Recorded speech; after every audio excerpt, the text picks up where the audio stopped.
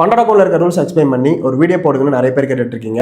So funding விப்ஸில் இருக்க 6 important ரூல்ஸை நான் உங்களுக்கு ஷார்ட் எக்ஸ்பிளைன் பண்ணுறேன். அதுக்கு முன்னாடி வீடியோ சேவ் பண்ணிக்கோங்க.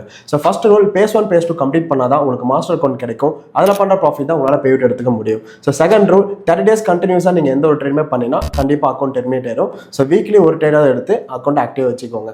ஸோ தேர்ட் ரூல் ஒரே நாளில் நீங்கள் 5% லாஸை நீங்கள் ரீச் பண்ணிட்டீங்கன்னா கண்டிப்பாக அக்கௌண்ட் ப்ரீச் ஆயிரும். So proper risk management use பண்ணி ட்ரேட் பண்ணிக்கோங்க.